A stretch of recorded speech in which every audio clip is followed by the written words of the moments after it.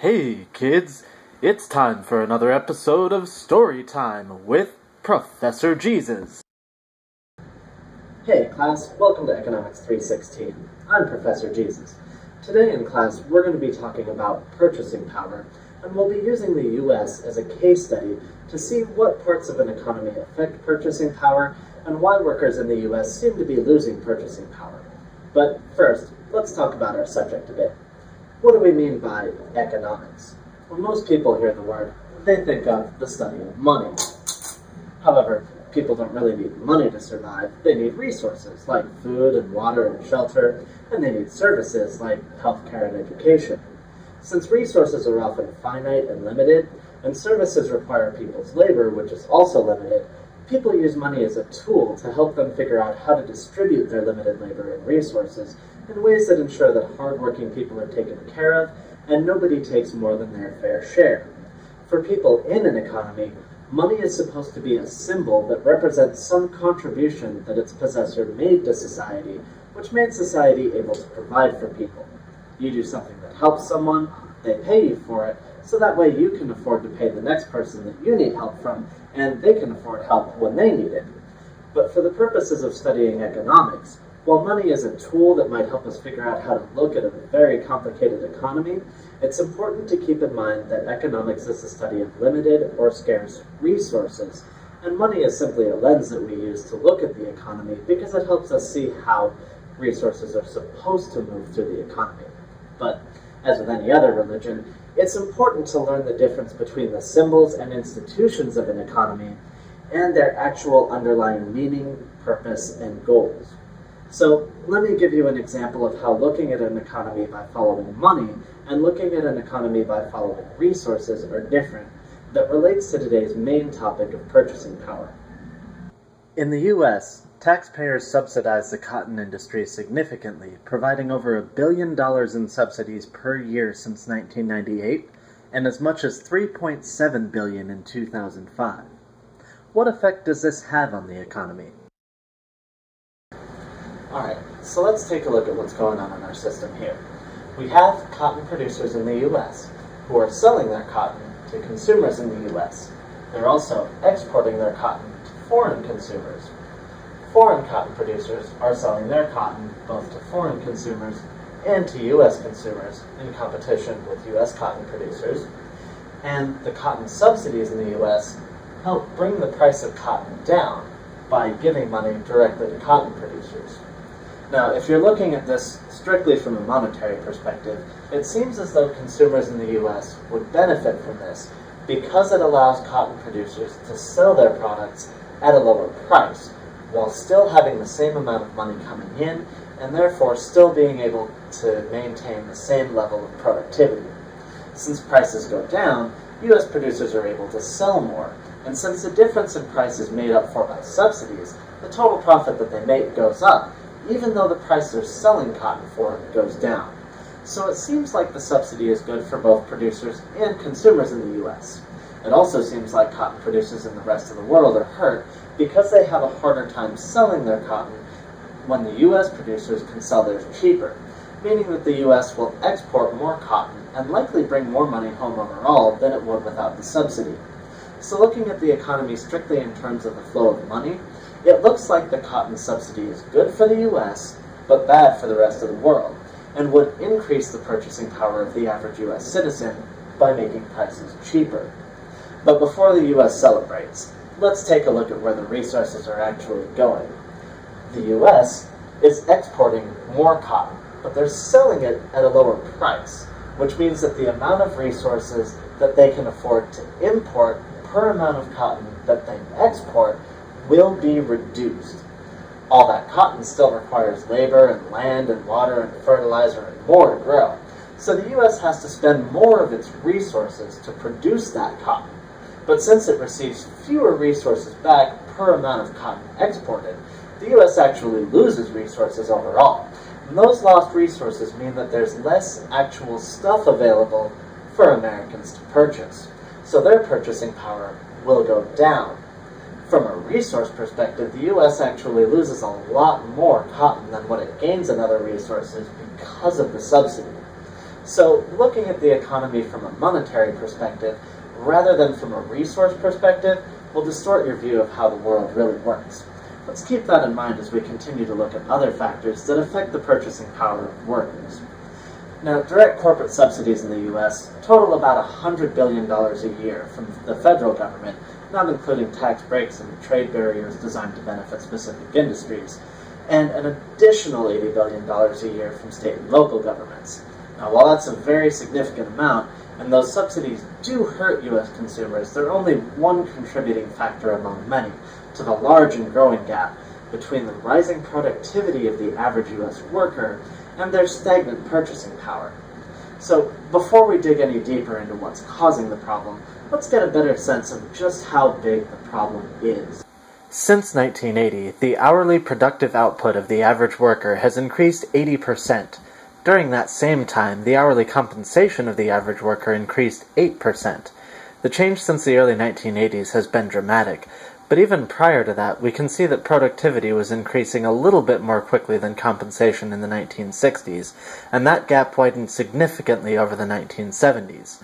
So whatever is causing these problems has been going on for decades, and many workers in the U.S. today are receiving significantly less back from society than what they're putting into it. Not only are Americans much more productive today than they were 40 years ago, they also work more. In 1975, 47% of women with children worked. Today, 71% do. From 1947 to 1971, about 56% of the U.S. population worked. By the year 2000, 64% of the population worked. Now that number dropped to 58% in 2010 due to the recession, but despite the recession, a larger percentage of people in the U.S. are working today than worked at any point from 1947 till 1971. Many of those people are also working longer hours. The number of people working more than 49 hours per week has increased steadily since the 1970s, as have the average number of hours worked per year per member of the working age population. So the average working age person in the U.S. is more likely to be working, is working longer hours, and is more productive during those hours than they were 40 years ago. And yet, in many ways, they're no better off for it. So where is all of their productive output going, if not back to the country's workers? Well, let's take a look at things from a monetary perspective first.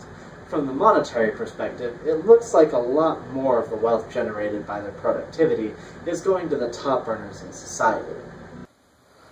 Prior to 1970, increases in earnings were spread fairly evenly among all levels of society, and the bottom 20% of earners actually saw bigger gains during the 1960s than the top 5%.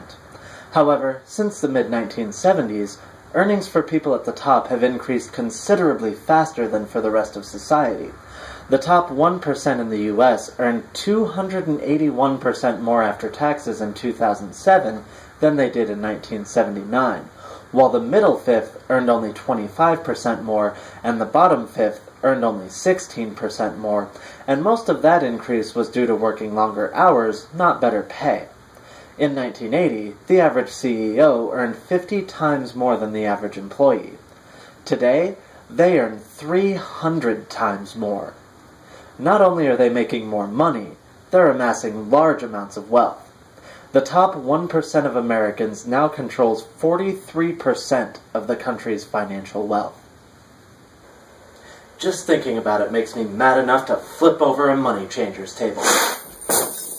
Considering that the average worker today is much better educated, and many of those workers took on considerable debts to get that education and increase their ability to be productive, as well as working more, the fact that they're making more sacrifices and producing far more, while one small segment of the population seems to be taking a lot of the wealth that should be theirs, raises a number of questions that I'm going to try to help you find the answers to. What caused income and wealth to shift upwards so much more rapidly over the last few decades than they had in the past?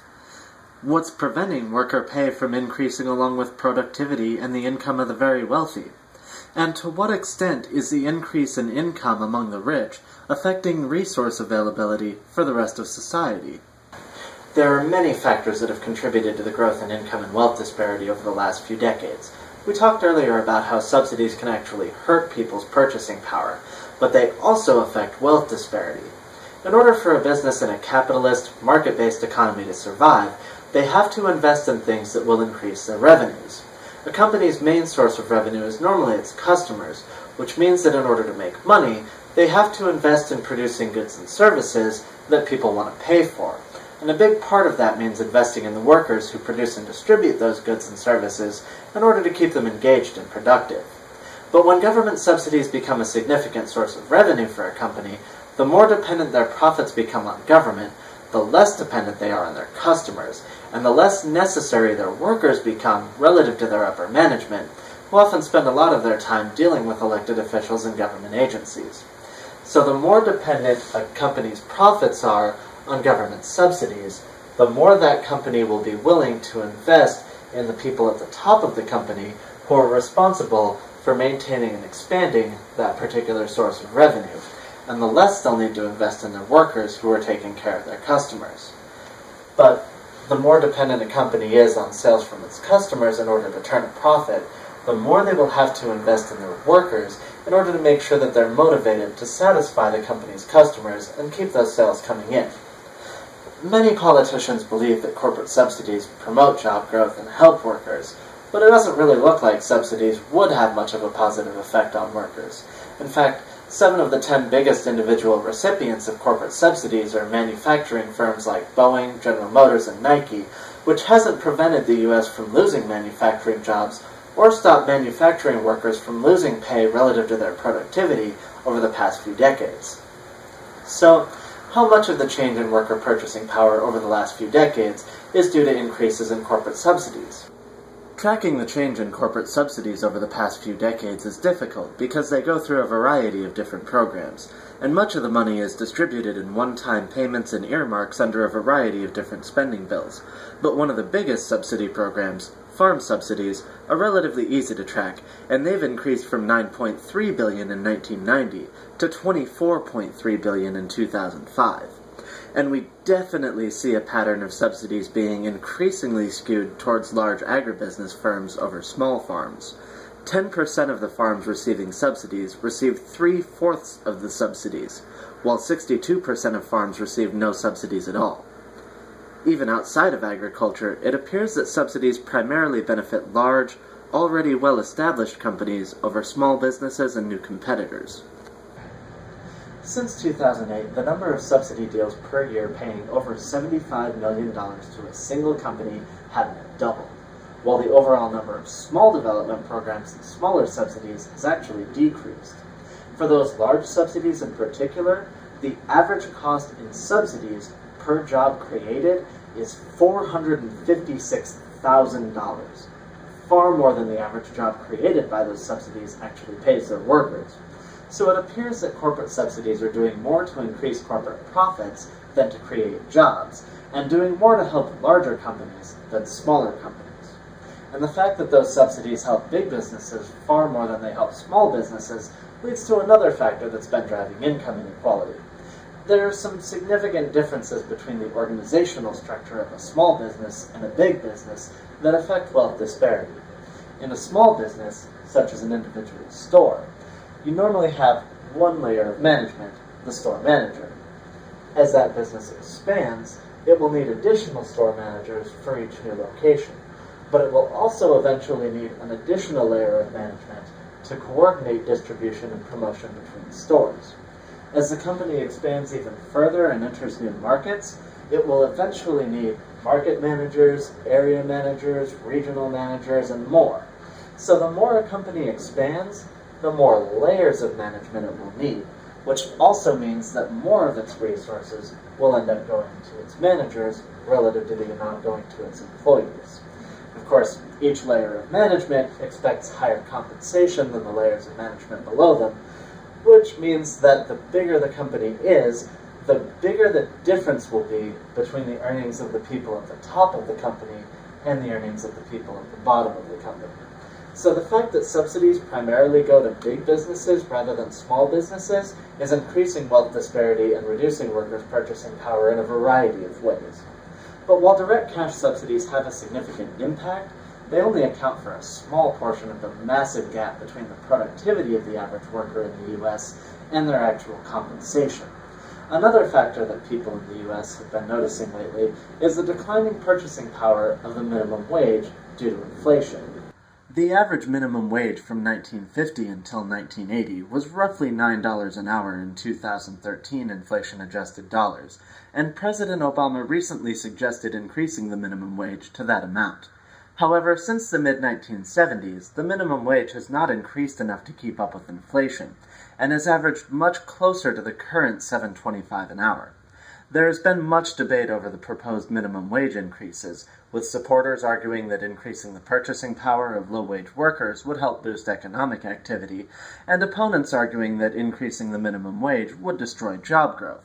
We'll explore both sides of that debate in a moment, but first I should point out that if the minimum wage had increased with productivity since the 1970s, it would be about $22 an hour. And second, the debate over how high the minimum wage should be isn't the only debate we should be having. The fact that the U.S. has had a policy of constant inflation since the early 1970s, which is what is driving down the purchasing power of the minimum wage, also deserves discussion. It's clear that inflation is causing the purchasing power of the minimum wage income to decrease, but let's get a better understanding of what inflation is and how it affects wages before we move on. Inflation happens when the supply of money increases relative to the amount of resources available in society. When your society has more money but the same amount of stuff, people expect to receive more money for their stuff, and whoever has that money will be willing to give up more of it for the same amount of stuff. In other words, prices are determined by the ratio between the amount of money available in society and the amount of stuff in society. As the supply of money increases relative to the amount of stuff in society, you can expect prices to increase as well. And technically, that means both the price of goods and services and the price of labor.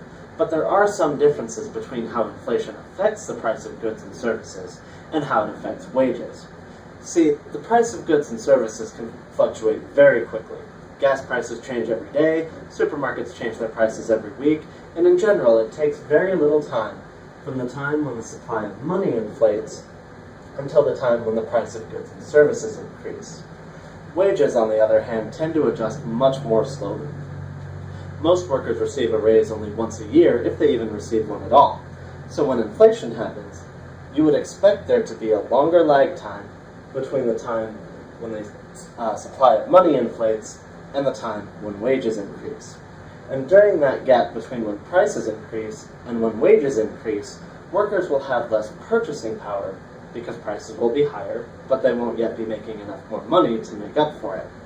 Now, that affects anyone who's working for a set wage or salary, but self-employed people and people who make most of their money off sales commissions, stocks, or corporate profits won't see that same lag since their pay increases along with prices. If anything, that group, who are often among the highest earners in society to begin with, tend to come out ahead. Now, this problem of wage growth lag becomes a lot worse when the currency is inflated consistently for a long period of time, because wages never have a chance to catch up with prices. Long-term inflation also changes the power dynamic between workers and employers. Since prices are constantly rising, workers have to fight for a significant raise every year just to break even on purchasing power, which puts a lot more stress on workers than they would otherwise have. And since many workers don't even know exactly how much their wages need to increase in order to make up for inflation, employers can often get their workers to accept a raise that doesn't even fully cover their increased expenses, while still convincing them that they've come out ahead, because they're making more money in dollars than they were a year ago, even though they can't buy the same amount of stuff with those dollars. So, for example, let's say a worker's hired at $10 an hour, and say inflation causes prices to increase by 5% over their first year. They would need a 50-cent an hour raise just to cover the cost of inflation. But if their employer offers them a 25-cent an hour raise at the end of their first year, they're still going to accept that raise because $10.25 an hour is more than $10 an hour, which is what they're making, even though what they'll be able to buy with $10.25 an hour is less than what they could buy with $10 an hour when they first got hired. So the higher inflation is, the easier it becomes for employers to take advantage of their workers and pay them less relative to the employer's profits and the prices they charge for the goods and services that their workers produce. So, considering these problems, how high has inflation been over the past few decades, and has it corresponded with the growth in the gap between the productivity of the average worker and the average worker's purchasing power? From the graph, it appears as though up until the early 1970s, inflation was relatively low, with a very slow upward trend from the end of World War II until then. However, starting in the early 1970s, inflation increased significantly, and prices have continued to increase steadily since then. Considering how the increase in the rate of inflation lines up with our earlier graph of productivity and compensation, it seems that the growth in the gap that started in the early 1970s and expanded further from the 1980s until now may be largely due to this rise in inflation, and the business community figuring out how to take advantage of it to maximize profits at the expense of their workers. So, what happened in the early 1970s that caused this massive rise in inflation? Well, historically, for the first century and a half of U.S. history, the U.S. dollar was backed by gold. Because the dollar's value was tied to a commodity that maintains value relatively well, inflation of the money supply was limited by the growth of the gold supply, and periods of inflation were usually balanced out by periods of deflation, which has the opposite effect on prices. After the creation of the Federal Reserve, the dollar was no longer backed by gold, but its value was still tied to the price of gold, which limited the amount of inflation that could occur. However, in 1971, President Nixon removed the link between gold and the value of the dollar, and the U.S. began inflating its currency, partly because inflation is believed to encourage job growth, and partly as a way to pay for increased government spending without increasing taxes. Since the supposed link between inflation and job growth is similar to the link between the minimum wage and employment, we'll talk about those together. But before we move on, I think it would be useful to look at what the minimum wage would have bought you in gold during the past few decades. From the early 1960s until the early 1970s, 1 hour of labor at minimum wage was enough to buy at least 1 gram of gold. Shortly after 1971, as inflation kicked in, the price of gold rose sharply relative to the minimum wage, and today, 1 hour of labor at the minimum wage buys less than 1/5 of a gram of gold. In 2014, the cost of a gram of gold is $44. So if minimum wage workers in 1971 had simply bought gold with their earnings, today they could sell that gold for 6 times as much per hour of work as today's minimum wage pays.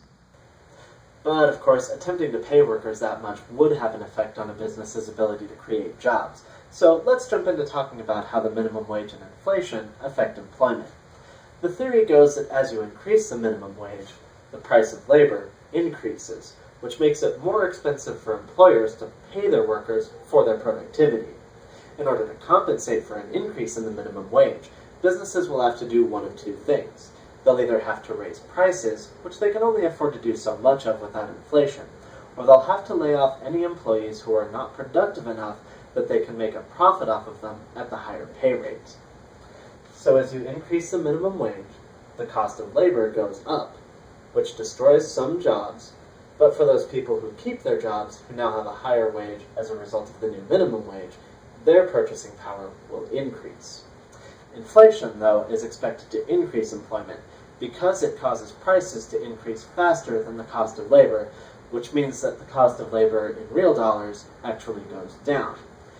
This makes it more profitable for companies to employ more people so they can afford to employ more people even if some of those people aren't as productive.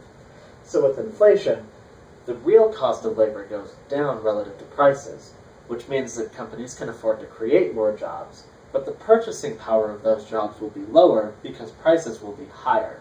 So inflation essentially has the opposite effect of increasing the minimum wage, except that inflation affects most workers at all but the highest levels of pay, while increasing the minimum wage mostly affects low-wage workers. However, the minimum wage and inflation are not the only things that affect employment. One of the biggest factors in employment is demand. The more people there are who are willing and able to pay for something, the more businesses there will be who are looking to pay people to help them provide it. This has led to another theory about the minimum wage. When wages get too low, people can't afford to buy as much. So the theory is that increasing the minimum wage will actually boost employment because those employees that aren't laid off for not being productive enough to be affordable will have higher purchasing power and buy more stuff, which means higher demand and a need for more workers. Now, there are multiple notable economists and plenty of peer-reviewed scientific research on both sides of the debate on whether increasing the minimum wage hurts job growth and increases unemployment, or whether the increase in demand offsets that and increases jobs. And it's actually likely that both theories are right.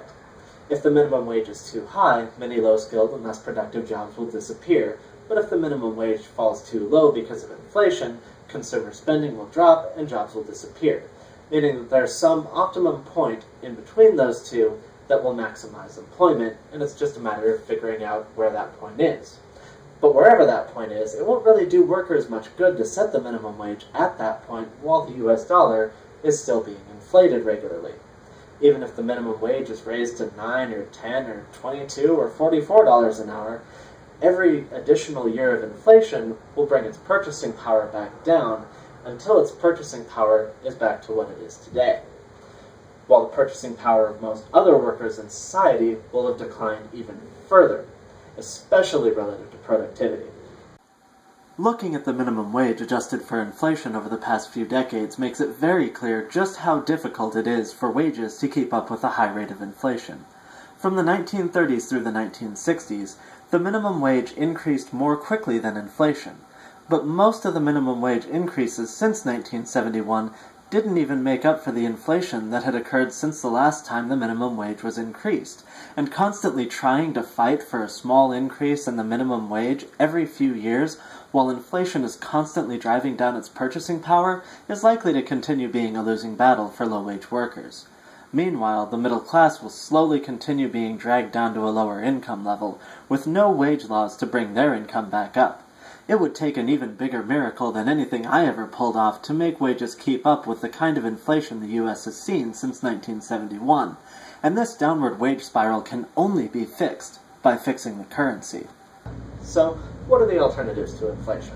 Well, if the money supply shrinks, or at least grows more slowly than the supply of resources, you get what's called deflation. There's a lot more to the discussion of inflation and deflation than we have time to cover today, but I want to go over a few key points about each of them. Inflation, of course, hurts workers' purchasing power, while deflation causes the prices of goods and services to drop faster than wages and increases workers' purchasing power. But inflation and deflation affect a lot more than just wages. Because inflation reduces the value of money, long-term inflation causes people to try to spend their money right away before prices go up, which discourages them from saving money. Since deflation increases the value of money over time, it rewards people who save money, which means that people will try to put off spending money whenever they can in order to save more. However, deflation doesn't reduce people's need for goods and services, but since it discourages people from spending money, it tends to encourage bartering between people whenever possible. This means that deflation encourages people to exchange their goods and services without money, which takes a lot of goods, services, and labor out of the formal monetary economy. Now, since inflation requires people to work more each year in order to buy the same amount of stuff, while punishing savings and encouraging spending, inflation pulls more activity into the formal monetary economy. In other words, not only does inflation rob workers of their pay over time, but it also requires them to work more and brings more economic activity into the business workplace where businesses can profit off of that economic activity. You can see that Americans are eating out more frequently now than they were 40 years ago, and spending on daycare and childcare services as a percent of total family spending has doubled over that time as well. These are services that used to be bartered for within the home that are now being purchased for cash instead. When you consider the changes in the U.S. workforce over the past few decades, with people working longer hours and more women entering the workforce, and the fact that many services like cooking and childcare are more likely to be purchased for cash today, where 50 years ago they were more likely to be provided by family and friends in exchange for other services and for resources, you can see that inflation is pulling more and more economic activity into the formal economy, and the job growth that inflation has caused is not resulting in new productivity, but in the same productive tasks being provided by different people for pay instead of bartered for by family. As inflation has made it more and more difficult to survive on a single 40-hour work week, anyone who can earn a little bit more money by working than the added costs of paying for these services has been dragged into the workforce. It's especially troubling that parents are more likely to pay other people to raise their children today than they were a few decades ago, and I'm sure that there are plenty of parents, both mothers and fathers, who would rather work a few less hours and have a little bit more time to spend with their kids. The fact that pulling these activities into the economy and pushing parents to spend more time working hasn't actually benefited the average family only makes it worse. Well, we've now identified some major contributing factors to income inequality, but so far we've mostly been looking at things from a money perspective. And while subsidies, inflation, and the declining purchasing power of a minimum wage income may affect productivity indirectly, they don't directly change the amount of goods and services available in society, so much as they change how much of those resources are available to different people within society. So, how much is wealth inequality really affecting resource availability for the poor and middle class? Is it enough to account for the entire gap between their rising productivity and stagnant purchasing power over the past few decades? Well, not quite, but it does account for a very large part of it. While the average CEO makes 300 times as much money as their average worker, the average CEO generally isn't consuming 300 times as much food, or using up 300 times as much fuel, or living on 300 times as much land. They may consume higher quality and more expensive food, and have a bigger house or multiple homes, or many other luxuries that not all of their workers can afford. But while the average CEO definitely consumes more resources than their average worker, and that difference is definitely bigger now than it was a few decades ago, their higher consumption is somewhat less than the monetary numbers would lead you to believe, and doesn't account for as much of the difference between productivity and purchasing power as the numbers imply. Which begs the question, if income inequality doesn't explain all of the gap between worker productivity and purchasing power, what else is affecting it? Well, the answer to that question is that the unproductive population within the U.S. has increased. Now, many of you are probably thinking to yourselves, but Professor Jesus, didn't you tell us earlier that a higher percentage of people are working now than were working 40 years ago? And, well, yes, I did. I'm glad you were paying attention. But keep in mind that most of the growth in the working population during that time has come from young and middle-aged women entering the workforce. That part of the population was still contributing productively to society's well-being 40 years ago. They just weren't doing it within the formal monetary economy. So the difference today is that many of the productive tasks that they were doing have since been monetized and moved into the formal economy. However, there are two other groups of people in the U.S. who are not contributing productively to society's well-being, who have grown significantly during that time. First group is prisoners. The U.S. currently has the highest incarceration rate in the world, at more than 5 times the world average. The U.S. prison population has increased as a percent of the overall population since the early 1980s. While there are multiple contributing factors to this trend, much of the growth in incarceration during that time has been due to tougher enforcement of anti-drug laws, which have locked up large numbers of mostly harmless people, most of whom were working prior to being arrested, or they wouldn't have had the money to buy drugs. Not only do the prisoners themselves use up resources while being largely prevented from working and contributing resources back into society, but locking them up and keeping them there also requires far more police and prison guards who also use up resources, but don't directly contribute back into society's productivity. Of course, some number of police and prison guards are necessary to lock up people who actually harm others, but locking up generally productive people for victimless activities that don't directly harm anyone is a poor policy choice from an economic standpoint. The second group is retirees. In 1950, retirees made up about 8% of the U.S. population. By 1970, the number of retirees had grown to about 10% of the population. By 1990, they had grown to about 12% of the population. That's 50% growth in their share of the population over 40 years. While the retired share of the population has leveled off over the last 20 years, The baby boomers currently reaching retirement age will drive those numbers up considerably, and retirees are expected to make up 20% of the population by 2030. And unlike the non-working adult female population who aren't formally employed but are still productive outside the formal economy, the average retiree not only isn't contributing much to household chores or childcare, they often require the assistance of younger, working-age relatives to take care of them. So while reducing or eliminating inflation and government subsidies to big business will help reduce wealth disparity, it will only do so much to help restore the purchasing power of the average worker and increase Americans' prosperity, while the trends of high incarceration rates and a growing unproductive retired population continue.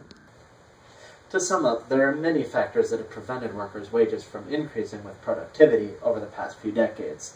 The steady growth of the retired population has had a modest effect since the 1950s, and the amount that they've drained from the economy increased in the 1960s due to Medicare. However, the increase in inflation since the 1970s has had a bigger effect, as has increasing corporate subsidies, both of which drive income to the top earners in society, many of whom are not actually contributing anywhere near as much to society's productive output as what they earn. As the U.S. has increased its prison population and in spending on enforcement of victimless crime laws since the early 1980s, the amount that society's productive workers had to produce increased even more, while the amount of resources available to them did not increase because more of the resources that they were producing were being wasted to prevent people from working. If workers in the U.S. want their wages and purchasing power to increase to what they ought to be based on their productivity, they're going to have to address these issues. Well, that's it for class today. For your first homework assignment, I'd like each of you to write a 3-page paper, double-spaced, and send it to your president, senators, and congresspeople, telling them about at least one of the issues that you learned about today and how it's affecting you and what you would like them to do about it.